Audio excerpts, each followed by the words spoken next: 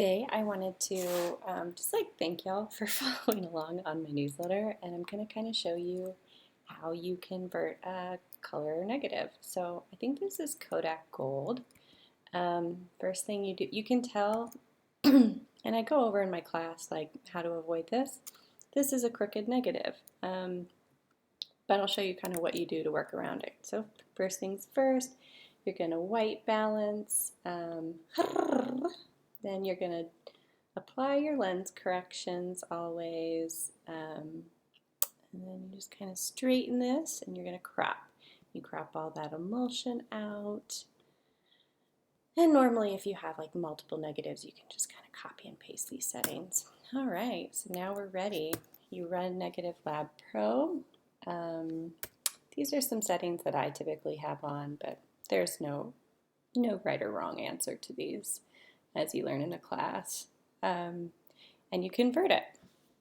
I'm only converting one negative, but you can batch process them, and that's like pretty nice. So this is the this is Negative Lab Pro's immediate approximation. It's pretty solid, honestly. You can see like there's some pink here that maybe I don't like, and maybe this should be darker, but as like a first go, pretty solid. I've already kind of edited this one, and I tend to go for like a much contrastier look than like a cinematic look in my color, and it's just like where I'm at in life right now. It's not it's not right or wrong, it's just me. But if you wanted to change like effectively what the J curve or what your tonal curve looks like, that you would pick in Lightroom, you can kind of do that. And it's nice to get it right out of the box in here, because then when we export it to a JPEG or a TIFF or whatever we're doing, we don't have to do nearly as many tweaks in Lightroom, right? And that's always the goal, is to kind of like minimize that workflow. There are a lot of things you can do here. So like here, I can really get rid of some of that, but I actually kind of like it. Or, you can go in the midtones. I can do that there. Maybe it needs a little bit of green, whatever I want. But I'm looking for my tastes, I'm looking for something pretty balanced. Yeah, and then you're done. This was a pretty easy negative. I set it for make copy. You can kind of look and see what it looked like before and after. Before and after. So I made minor adjustments. I tend to like bring contrast down too, depending on like really just how my eyes are vibing that day. So I make copy, or I don't, it doesn't really matter.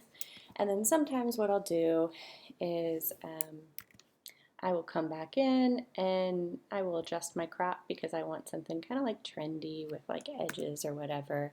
And then I will export it from here with some of my my pre-built exports. So in this case, I call it sprockets for internal, but basically I just add it to the catalog and add it to the stack, so it like automatically exports into Lightroom, which is just kind of nice. And that's it. And now if I wanted to, you can, right now it's exporting. My computer's a little slow. I'm getting a new one here shortly. But let's see here.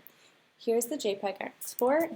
And then if you want, you can just come in here and you can edit, just like you would normally do on a film scan that you got back. Yeah, that's it. That's it. This is where we're going with all of your film, is giving you full control over this look, because your film labs are not going to give that to you.